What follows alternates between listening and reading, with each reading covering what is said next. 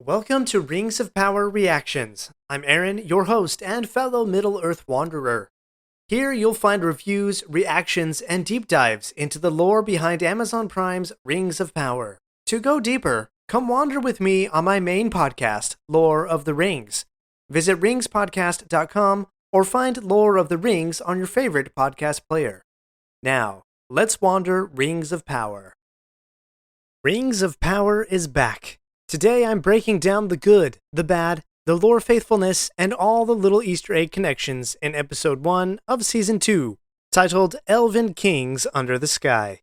From light to darkness, good to bad, we'll explore it all. Plus, I've got a few spots where ChatGPT could have given the screenwriters a hand. Stick around to the end to hear my scoring on this episode. It may surprise you. If you haven't seen it yet and you don't want any spoilers, then go watch it and come back. And if you need a subscription for Amazon Prime Video, where you can watch Rings of Power, head to ringspodcast.com/prime and start your free trial today.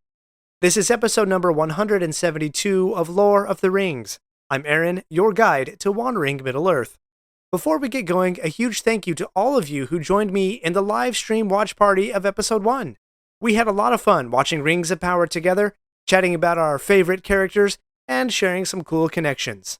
Now, let's wander. Let's start with a synopsis of this episode. It's titled Elven Kings Under the Sky. As I said before, Sauron's Second Age story is revealed, and he comes back as Halbrand. Nori and the stranger continue their search for the Land of Rune in the Far East and are met by a friend. The three rings have been created, but Elrond warns against their use. However, Lord Círdan is convinced, and the three rings heal the Tree of Linden. Alright, let's start with the title, Elven Kings Under the Sky. This line is word for word from the ring verse that is printed at the beginning of every single Lord of the Rings book. It describes the recipients of the three Elven rings. And if you'd like a deeper dive into the ring verse, then go check out Lore of the Rings episode number 138 at ringspodcast.com/138. So the prologue of season 1 of Rings of Power began with light. We saw the two trees of Valinor, we saw Galadriel in Valinor. But the prologue for Season 2 begins in darkness. It specifically begins with the Iron Crown of Morgoth as it comes out from the darkness. Now, this crown has some history. Morgoth was Sauron's master in the First Age of Middle-earth. He was the big baddie, and he actually stole the three Silmarils from Fëanor and the elves, and he put them into this crown of iron. We read in the Silmarillion, quote, "In Angband, Morgoth forged for himself a great crown of iron, and he called himself King of the World. In token of this, he set the Silmarils in his crown." So as this crown emerges from the darkness, it's coming towards Sauron. This is the crown, presumably, that held the three Silmarils of light. Now those Silmarils are no longer there. They've been reclaimed, and so the crown is now just really a crown of iron. There are no Silmarils, there is no light in that particular crown. This scene that we see at the dawn of the Second Age is a Rings of Power invention, as far as I know.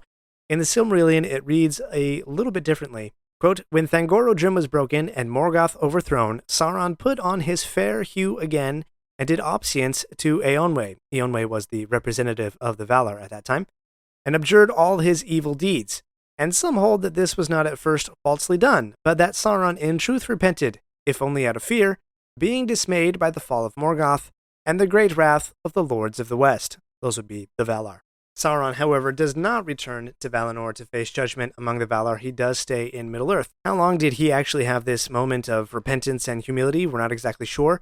We know it was about 500 years into the Second Age where he again revealed himself. And so this scene from Rings of Power is probably a invention of Rings of Power. Sauron does share his vision of what he wants to accomplish. Quote, "Bring its people together to rule them as one." A few moments ago, I referenced the ring verse as the inspiration for the title of this Rings of Power episode. I see and hear what Sauron is saying, that it echoes a lot of the language that we also see in the ring verse, which says, quote, "One ring to rule them all, one ring to find them, one ring to bring them all, and in the darkness bind them." So Sauron here is seeking to rule over all of Middle-earth. He wants order, he wants to bring healing, so he says, to the chaos, and he wants it to be ordered under his will, under his dominion. And that is exactly the power that he is seeking for. They articulate it here as power not of the flesh, but over flesh. I'm not particularly excited about that description. I'll get into that in just a few moments. But at this point, the orcs decide, sure, yeah, we're going to follow Sauron. Sauron kneels before Adar to receive the Iron Crown, and this is an important moment in the episode. However, Adar betrays Sauron, and instead of crowning him with the Iron Crown, he flips it over and stabs him in the back, and all of Adar's orcs jump in, and they essentially kill Sauron's body. However, Sauron is a shapeshifter, and he can remove his spirit from his body and change different forms as he would like. And in fact, I found it really striking when he kind of has that scream and the big light explosion kind of turns everything into ice and snow. I found that was really, really striking. Adar and his orcs start to awaken from the frozen explosion, I guess. Adar proclaims to the orcs, "You are free now, my children." And he actually leaves the crown behind. He doesn't put his own crown onto his head. He seeks to have a new relationship of leading the orcs. But Sauron's body is gone. He's turned into black goo, which seeps down into the very bottom of the cave. Time passes. I really do like how they show the passage of time with the stalagmites growing up and taller. As the Sauron mud consumes life, it seems to get strength. It takes it from the rat and from the bug, the centipede, and then eventually from a woman. This is a Rings of Power invention, the black Sauron goo thing. From all the life that he consumes, Sauron is able to regain some form, and he comes back as Halbrand. So that's where we get Halbrand, his origin story. He's traveling back to Mordor, back to the Southlands. He comes across a group of people, starts talking with them for a second, and talks with that man about a grim reminder. The man wears that token of heraldry, as he says, to remind him that, quote, "Fortunes can turn, even for the most powerful." It could be a grim one or a hopeful one, but this seems to be Sauron's choice in this particular season. This is his story. Is his fortune going to turn? He is one of the most powerful. Is his fortune going to turn to grimness and darkness, or is this a hopeful warning that he can turn to goodness and light? Another thing that I'm hearing here, and I noticed this a lot as I was rewatching season 1, the writers like to use this phrase, "they say," or "it is said." To their credit, Tolkien would also use this phrase as, "it is said," or "this legend," this, that, and the other, but they use it so much in Rings of Power, it becomes, every time you hear it again, it's like, oh, well, who says? How did you hear that? How do you know that? And in fact, I really would like to know, because these people of the Southlands, at this point in the Second Age, they probably know very little about the people of Numenor. Numenor, if we're following the lore, had various little settlements out into Middle-earth, but how much did these people actually know of Numenor or the land beyond the sea? Not exactly sure. But we do hear what Sauron's main choice for this particular season is going to be. What is his story going to be? Is he going to find another life and choose good, or is he going to continue on the paths that he has been, chasing death? That seems to be the primary choice set in front of Sauron, and we'll get to see as Sauron/Halbrand takes his journey in this season, which does he choose? Does he choose a new life of good, or does he continue down and chase death? And seemingly he seems to choose good here at the beginning. He follows these people out onto the boat, trying to find a new life. His mentor even tells him that you need to choose good every single day until it becomes part of your nature. This reminds me of what Elrond said in the Council of Elrond in the Fellowship of the Ring, that, quote, "Nothing is evil in the beginning. Even Sauron was not so." So even Sauron can have some good within his nature if he continues to make good choices and live by that every single day. That line was also said by Galadriel in Season 1, Episode 1, that nothing is evil in the beginning. Halbrand seems to also have some sort of a mental connection with the sea worms, the sea monsters in the ocean. He can sense that they're coming, and one is coming right at him, and he kind of has this mental power to kind of defuse it. However, we see that Halbrand is not going to choose good every single time, as he essentially leaves his guide to die on the boat, but he takes the heraldry, he takes the symbolism of kings, but he leaves the man to die. My daughter saw that, and she's like, "Oh man, Sauron, he's bad. That's just rude." Later on, we find Halbrand on the raft.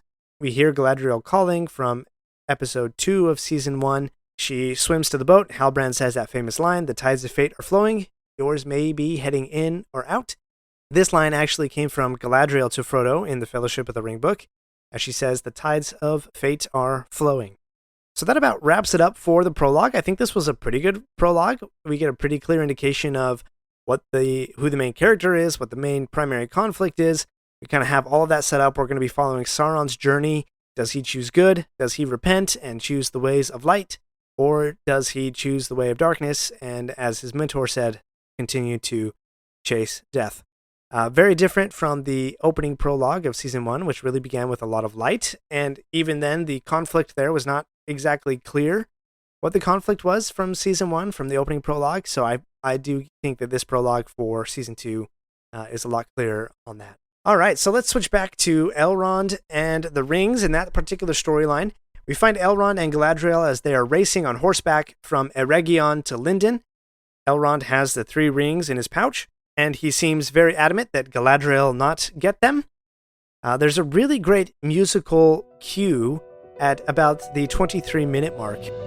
We're not done yet. If you like this episode, please leave a review and share with your friends. And remember to subscribe if you haven't already. We'll be right back. Are you ready to dive deeper into Tolkien's world? If you've ever struggled to read the Silmarillion, I've got just the thing for you. I've created a free guide packed with my best tips to help you conquer this epic book. Whether you're a seasoned reader or tackling it for the first time, this guide will make your journey through the first age of Middle-earth more rewarding than ever. Head over to ringspodcast.com to download your free guide today. Your adventure deeper into Middle-earth starts now. Visit ringspodcast.com today for your free guide. Elrond and Galadriel racing on their horses. This is the first time that you see a shot of Galadriel and Elrond's face, and with each one that shows up visually, the music reminds you of who that character is. When we see Galadriel's face, we also hear a small recap of her musical theme. It's really short, it's really fast, but then it transitions right into Elrond's theme. The forgive me, I'm not a great singer, but you can see Galadriel's musical theme shifts right into Elrond's theme. It takes less than 2 seconds, but it is just an incredibly subtle yet powerful reminder about everything we know about these two characters. I do see some connections here in this chase. Galadriel says to Elrond, she says, "Give them to me," about the rings. I hear an echo in that of Boromir to Frodo before the Fellowship breaks up, and Boromir says to Frodo, "Give it to me. Give me the ring." I think there's some echoes there. But again, what I really like here is we do see the clear conflict that the elves are fading. They're going to have to leave Middle-earth. Gil-galad's going to have to tell his people to pack up and leave. And yet, Galadriel has some new news for them. Sauron is back. They know who he is. They know what he's doing. Their greatest foe is rising. Gil-galad wants to use the rings. Galadriel wants to use the rings, but Elrond does not feel like they should. So some character internal conflict there. I will say that this discussion had some really terrible lines of dialogue. For example, Gil-galad says to Elrond, quote, "That decision is far above your privilege." I mean, come on. The best we can do is, "That is above your pay grade." I think we could do a lot better. So I actually asked ChatGPT to match Tolkien's voice and writing style to convey this same idea. I really love these alternatives. Let me know what you think. Number 1, "It is not for you, Elrond, to weigh this choice. Such matters lie beyond your station and concern the very fate of our people." Okay, it's unique, but still a little bit like the "it's above your pay grade" kind of a talk. All right, ChatGPT number 2. "This is a burden not yours to bear, Elrond. The weight of this decision rests with those whom the Valar have appointed." I really like this one. Good callback to the lore. Number 3. "Elrond, son of Eärendil. This is a council for kings, and not for those who serve them, however wise they may be." Ah, man, I really love this one. It calls on the lore, and it is a subtle jab at Elrond being half Elven, yet still compliments him in a way. So alternatives to that line took me about 2 minutes to come up with, and I'm not even like a trained or experienced screenwriter. So it just blows me away sometimes at how lazy some of these lines of dialogue seem to be. However, I will say the visuals of that line also tell a really compelling message. Gil-galad steps over and the camera swings so that both Gil-galad and Galadriel are in the shot as Gil-galad pulls rank. Both of them, Gil-galad and Galadriel, come from higher houses of elves than Elrond does, and because of that, they're considered more noble. Elrond's elven heritage is from the line of the Teleri, the third house of elves, whereas Gil-galad and Galadriel are of the Noldor, the second house of the elves, and the most prestigious, at least in Middle-earth. So while the line may have been lazy, the visual communication was spot on. However, Elrond is resolved not to hand the rings over, and he ends up doing something really risky. jumping over a waterfall. Now, I was actually really surprised. Elrond seems to be getting a lot braver and a lot spunkier here in Season 2. But knowing what we know about Galadriel from Season 1, why didn't she jump over the waterfall after him? I would have really expected that from her character. So maybe are we starting to see some changes in Galadriel's character? Perhaps. We are now back in Mordor, and Halbrand is back in chains. I don't know what to say about this. At the end of Season 1, he walks back into Mordor. He's got this great noble cloak on him. He's got that smirk. He's like, yes, man, I am back in my power. This is my house, baby. Now, all of a sudden, he just went back to Mordor just to get into chains. Doesn't make a whole lot of sense. Halbrand wants to negotiate with Adar. And the first thing that Halbrand says to Adar, let my people go. Now, I heard that and I laughed out loud because I was like, okay, Halbrand, what are you, supposed to be like Moses or something? I don't know if they're trying to set up Halbrand as a Moses-like figure from the Old Testament, but we could probably come up with something else that's not so Moses-like. Something like, release my people from your thrall, or withdraw your foul hand from my people.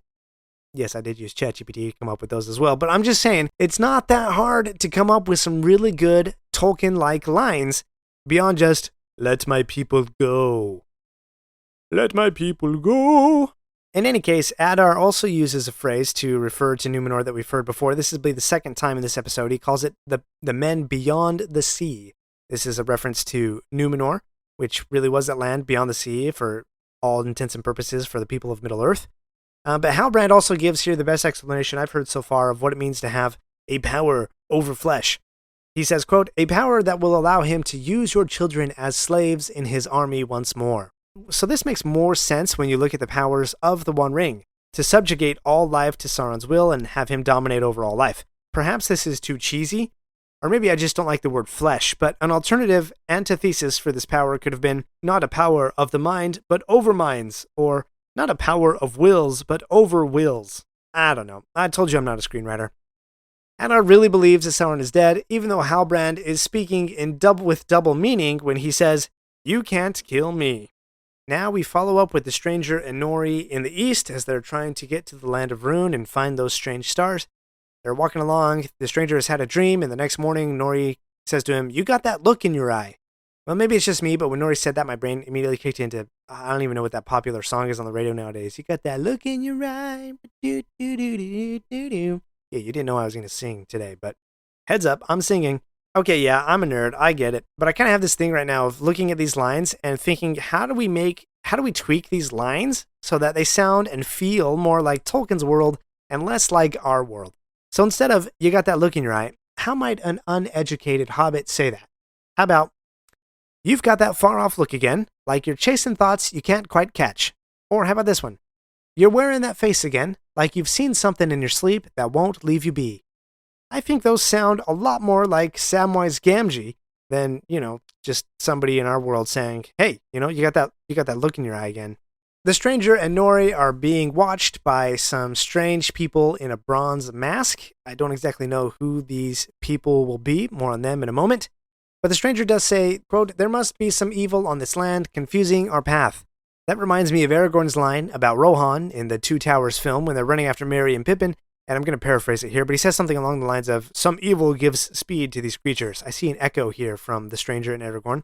And I do enjoy hearing more words from the wizard, more than just the grunts and the one word and stuff. I just said the wizard. So I'm doing this unconsciously, but the stranger is becoming the wizard in my mind. And yes, what the wizard here says is true. They were given a veil of forgetfulness after they were sent out from Valinor. He does realize that, yes, his home is just beyond the sunset in the far, far west of Valinor, the Undying Lands. All right, cut back to Halbrand. He's in chains. Obviously, Adar did not let his people go. He's got a wolf down there in prison with him. Is it sort of like a wolf or a warg or some sort of a werewolf type creature? In any case, he uses black speech to tame this wolf and to dominate over this particular wolf.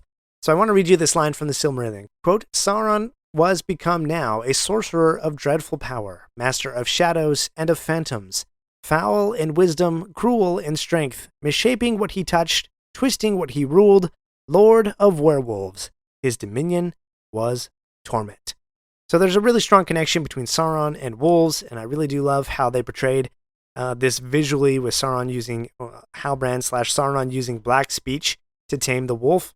And fun fact, when Sauron would attack Minas Tirith, the White City, in the Third Age of Middle-earth, that great battle that you see in The Return of the King, he had prepared a very special battering ram called Grond. This battering ram was in the shape of a wolf, so more connections between Sauron and wolves there. Now we go back to Elrond. Where is he? He is at the Grey Havens. Now, you've seen this land before if you've seen the Return of the King film. This is that little area where Frodo and Bilbo will get on the ship and leave Middle-earth. This land was established in year 1 of the Second Age, and it is led by Círdan, who has a beard. Wait, I thought elves didn't have beards, so why does Círdan have one? We're not done yet.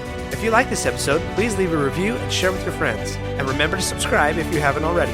We'll be right back. Are you ready to dive deeper into Tolkien's world? If you've ever struggled to read the Silmarillion, I've got just the thing for you. I've created a free guide packed with my best tips to help you conquer this epic book. Whether you're a seasoned reader or tackling it for the first time, this guide will make your journey through the First Age of Middle-earth more rewarding than ever. Head over to ringspodcast.com to download your free guide today. Your adventure deeper into Middle-earth starts now. Visit ringspodcast.com today for your free guide. Because only elves who have lived a very long time even have the ability to grow beards. Círdan is the oldest elf in Middle-earth, and has been in Middle-earth since the very first days of the First Age. He's even older than Galadriel. There's even speculation that he was among the very first elves who woke in their homeland of Cuiviénen many, many, many years ago. So go listen to episode number 3 for that tale, ringspodcast.com/3, just the number 3, not spelled out, if you want to hear a little bit of how the elves first woke up and what their origins are. I'm struggling with this setup of Elrond and the 3 rings here, because it's Elrond who will inform us in the Fellowship of the Ring that the 3 rings were not made by Sauron's hand. And yet, here we're supposed to believe that Elrond himself believes that Sauron did influence the 3, and it's only Círdan's perspective that convinces him otherwise. It just seems like a deviation of Elrond's character here. And given the character motivations from Season 1 and what we know of the characters in The Lord of the Rings, it makes more sense to me for Galadriel to be the one who hesitates to let the elves use the rings, as she is the most distrustful of Halbrand and Sauron, and for Elrond to be trying to urge her to hand them over, as Elrond is on the side of saving the elves from fading. So it just seems like a little bit of a character mismatch in role here. Plus, these 3 rings are already causing conflict among the elves. In my understanding of the 3 rings, they never created any sort of covetous conflict among the elves. They were not made for power or domination, as Elrond tells us in the Council of Elrond in the Fellowship of the Ring book. Quote, "They were not made as weapons of war or conquest. That is not their power.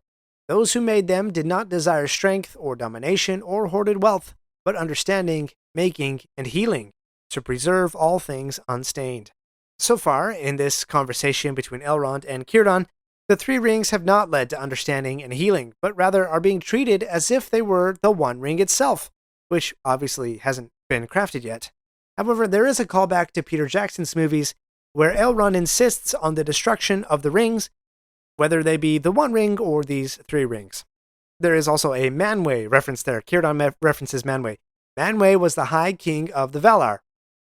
Well, great. Who are the Valar? The Valar are the powers that govern Middle-earth. They're sort of like the demigods, if you will, under the one god, creator god, Iluvatar, and they live out there in the far west of Valinor, the Undying Lands. And Manwë is their king. Círdan also references a great rift, a great trench in the ocean, and that there was a great battle where continents were shaken. This would be the continent of Beleriand. That was the main area of conflict for the First Age of Middle-earth. That whole continent was sunk into the sea after the great battles that sort of finished off the First Age of Middle-earth, and that's what Círdan is referencing there. Now, as Galadriel and Gil-galad show up, the light of the lighthouse is revolving. That reminds me a lot of the light of Sauron's eye in the Return of the King movie. It's like this roving light trying to search out the ring. And then we do start to see that Galadriel is indeed becoming more humble and seeking resolution from conflict as she seeks for Elrond's help. And another callback line to the Peter Jackson movies, Elrond says to Galadriel, "What time do you think you have?"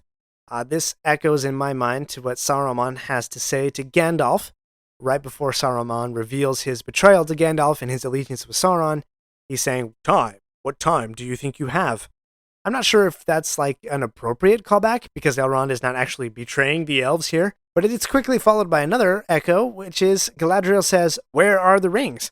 Which reminds me of Aragorn at the end of the Fellowship movie, right before Frodo leaves, and he says, "Where is the ring?" Callbacks aside, let's go back to the stranger and Nori, and they have a whole sequence about this wandering day.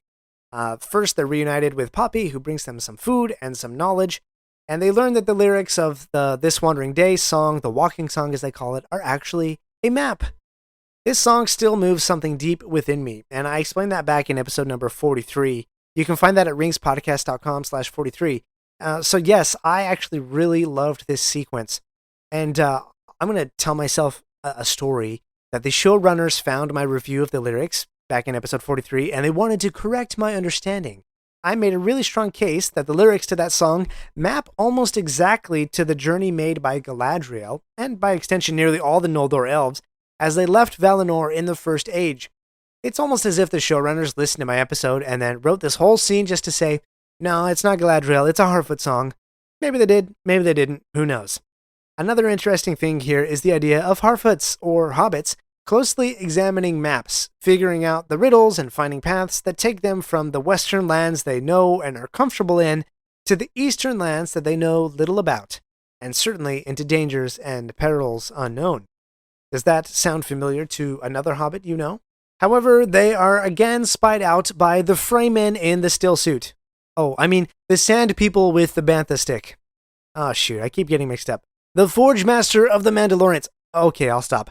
The figure with the bronze mask. Not sure who these folks are yet, but notice the white eye emblem that is in the same shape as the red eye emblem used by Sauron in the Peter Jackson films. Or as my children also pointed out, the Yiga clan from The Legend of Zelda, Tears of the Kingdom. And kudos to you if you followed each of the 4 or 5 different popular cultural references I just made.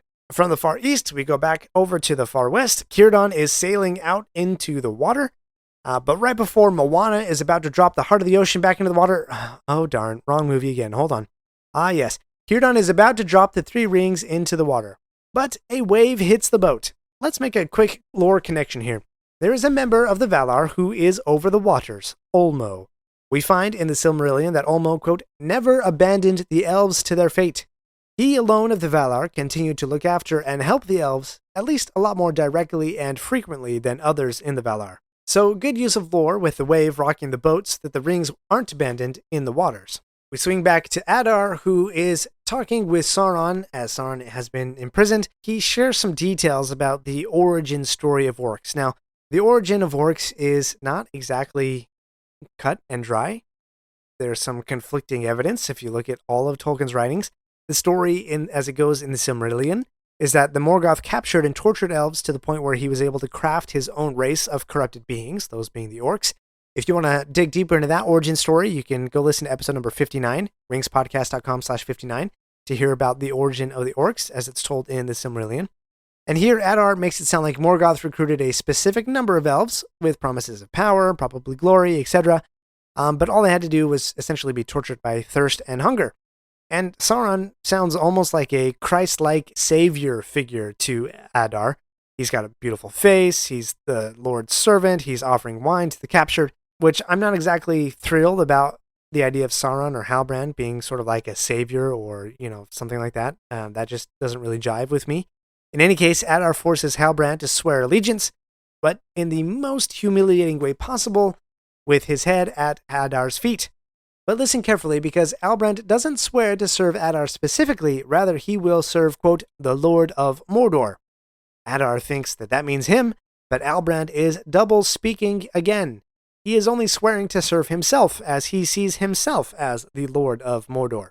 So this double-speaking vow reminds me of Gollum's promise to Frodo in Emyn Muil, to serve the Master of the Precious, which Frodo feels is good enough to trust Gollum.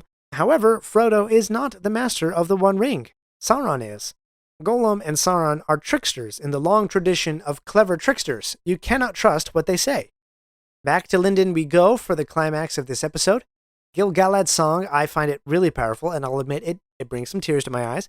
I don't want the elves to pass into the west. I want them to stay in Middle-earth. But at the last moment, Círdan returns and advocates for the use of the 3 rings. He's already claimed one of them. Interesting enough, I think the rings almost choose their own bearers rather than the bearer choosing the ring. Nenya, the white ring, falls at Galadriel's feet. Darkness falls to light, and the great tree of Linden is restored. This really was a beautiful and striking scene, and it resolves the primary conflict of Season 1. The elves have been preserved. Hooray! And as the three ring bearers converge, note again the musical cue. The musical theme of the ringverse from Season 1 is overlaid over the scene of these three rings coming together. Now, the episode could have ended right here, on a literally high light. The tree is golden and glowing, the elves have taken up the rings, emotions are at a high point. But we have one more sequence. Why? Because this season is not about the light, it is about the darkness. Season 2 explores the machinations of Sauron, his deceits and manipulations, so the showrunners turn our attention once more to Halbrand. Halbrand, having left chaos in his wake in the Southlands, returns all the way back to Eregion, where he attempts to gain an audience with Celebrimbor. Halbrand's message to Celebrimbor is the same he had for Adar. He wants to negotiate. This episode closes with the crucial question of Season 2. Should Celebrimbor grant entry to Halbrand? Celebrimbor doesn't understand the full stakes, and at this point he's only suspicious of Halbrand. Remember, Galadriel hadn't said outright that Halbrand was Sauron until she met with Gil-galad earlier in this episode. So Celebrimbor doesn't know. And neither does he provide an answer. Will Celebrimbor invite Halbrand back in? Even if he doesn't know, you and I, as viewers, do. This isn't simply a choice to be hospitable or not. Celebrimbor's choice is whether to give entry to darkness. What will he choose? Alright, let's get to overall scoring for this episode. I'm going to break this down and give a score on 6 different elements: story, characters, dialogue, visuals, music, and the most important, lore faithfulness. For each element, I will give between 1 and 5 wizard staffs. They're really just points or stars, but wizard staffs sounds cooler. 5 being the best, just perfection, and 1 wizard staff just being a betrayal of all your mission and friends, aka Saruman. Story involves the main conflict, the subplots, and overall narrative. I'm giving this episode a 4. Maybe a little surprising, and I could be convinced to go down to a 3. Characters involves their motivations, decisions, and actions. This episode gets a 3. Too many things that just don't make sense here in this episode. Dialogue. What do the characters actually say to each other? No surprise here, I'm giving it a 2. I just think too many lines were lazy and broke the enchantment, and when ChatGPT can come up with a better line than you can, I think not a lot of credit due. Visuals. 5. I think they were just fantastic. Fantastic storytelling through visual, although I could do with a little less gore. That's just me. Music. 5. Absolutely spot on here. But here's the real kicker. Lore faithfulness. I would go with a 1, but there were a few positive and subtle things that pulled this up to a 2 for me. Alright, so that brings this episode to an overall average of 3.5 for me. But I want to hear from you. Do you disagree? Let me know. Do you score it higher or lower? And I want to hear why. Send me a DM on Instagram or Twitter, or use the contact form at ringspodcast.com to send me your thoughts. Also, what questions do you have from this episode? Like, who are the Fremen? I mean the spy people in the desert. Send in your questions and I will answer them here on the show. Okay, one last reminder.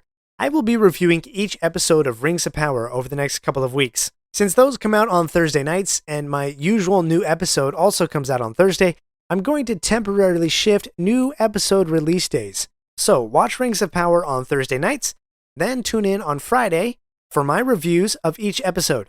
And make sure you're subscribed so you don't miss out. And as always, thank you for wandering Middle-earth with me today.